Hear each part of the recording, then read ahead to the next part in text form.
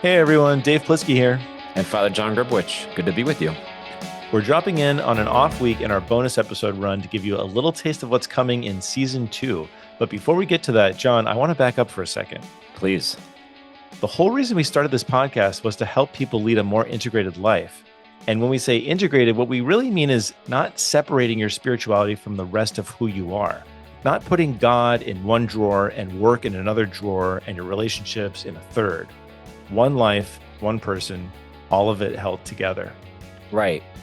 And what's interesting is that theme, integration, kept showing up in season 1 in a way we didn't really plan for.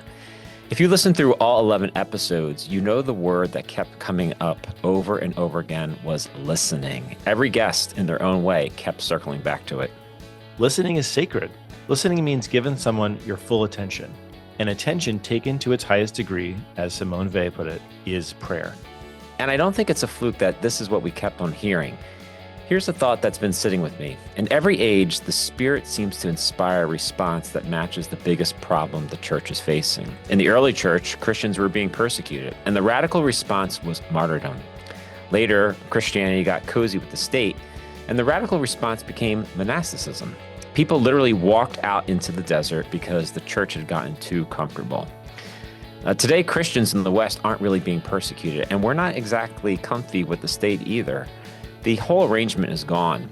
What we are is stuck inside a noisy, digital, polarized culture where the biggest risk for the church is just becoming irrelevant, being tuned out, lost in the feed. And so what's the radical response?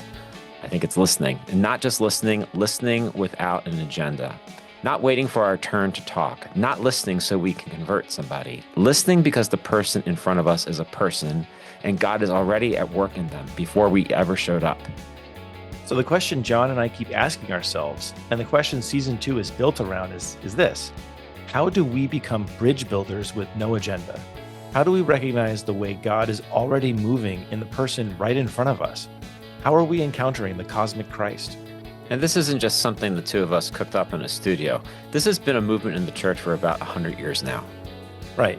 It was codified in Vatican II in documents like Nostra Aetate, the 1965 Declaration on the Relation of the Church to Non-Christian Religions, where the Church says, out loud, that we all share a common origin and a common destiny in God, where the Church rejects nothing that is true and holy in Hinduism, in Buddhism, and the other great traditions, where the Church calls for collaboration with Muslims, condemns anti-Semitism, and declares our universal brotherhood, saying that the true worship of God is incompatible with discrimination against any human being made in his image. You know, the word diabolical means to throw apart. Evil is always dualistic. It always separates. But symbolic literally means to throw together. The word religion itself, religio, means to bind back together. Good religion gives us images and symbols and practices and reconciles what has been torn apart. God is the great reconciler, the great healer of opposites. So that's what we're trying to do with this show. We're trying to bind things back together, trying to take what is good and true from wherever we find it and hold it all together in one integrated life. And so, if you're actually still listening to us, thank you.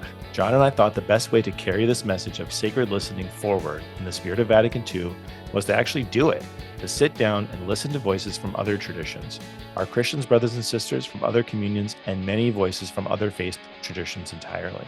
Not to debate, not to convert, to listen, and to see what the Spirit might want to show us.